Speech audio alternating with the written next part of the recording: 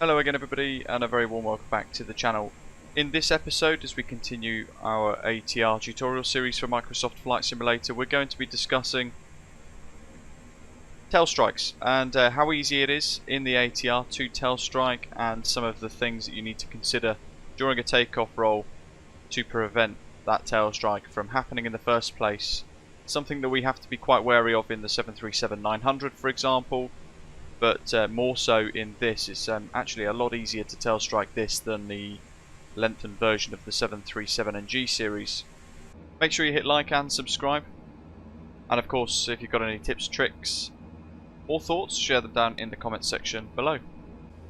So for the purposes of this video, we're going to be using the lovely Asobo's World Update Easter Island Mataveri International Airport Scenery Sierra Charlie India Papa for the ICAO code. You can see there the windsocks going pretty much straight down 10, and as we backtrack we're going to talk about some of the things that we need to think about. In the Airbus A320, for example, the Airbus FCOM recommends a rotation speed of about 3 degrees per second to rotate nice and smoothly on departure. If we were to follow that rate in this, we would tailstrike the aeroplane pretty quickly. So to offer you a little bit of a tip, and before we demonstrate it, all I have to kind of suggest is try and rotate as smoothly and gently as possible, but actually let the aeroplane do the work. You'll find that as you hit V1 rotate speeds, the aeroplane's nose will begin to lift itself into the air. In which case all you've got to do is kind of manage that rotation, almost a self-rotation, to prevent the pitch becoming too excessive. Generally speaking, the ATR72's tail will strike the runway at around 6.5 degrees. So bearing in mind we've got 2.5, 5, 7.5, 10 degrees. If you get over this 5 degree line before you've left the runway, you're very quickly on the way to striking the tail off the runway. So that thick little line there between 10 and the 0 degrees, or as it would be sort of for the horizon, you want to make sure you're not pitching up anymore until you're clear of the runway. On the bottom left of your screens, I am showing the Parallel 4.2 Flow Pro control visualizer. It shows aileron, elevator, rudder inputs, 2 white dots on that little display in the corner. At the very bottom we've got rudders, rudder left, rudder right, and then returning back to neutral, so you can see the deflections and the changes if we put in small amounts of rudder pedal, that sort of thing.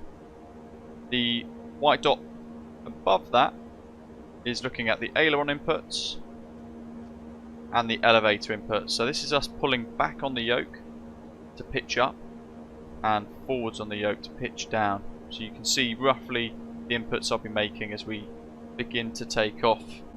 Performance today: V1 112, rotate 112, V2 115.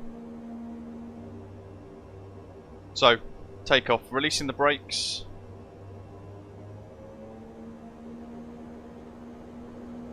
Setting takeoff power to notch. Thrust set, speed to live, maintaining that centre line with rudder as best as we can.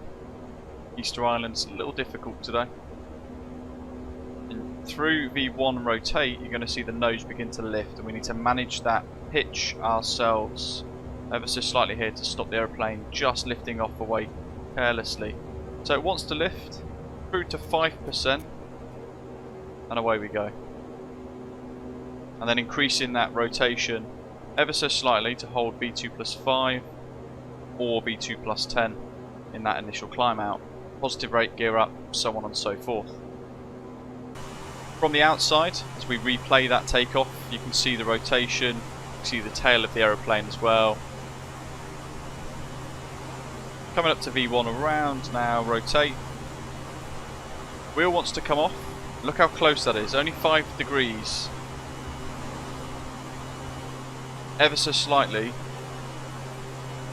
pitch up, and any more than that it would have been a tail strike, and that was about 5 degrees on the primary flight display.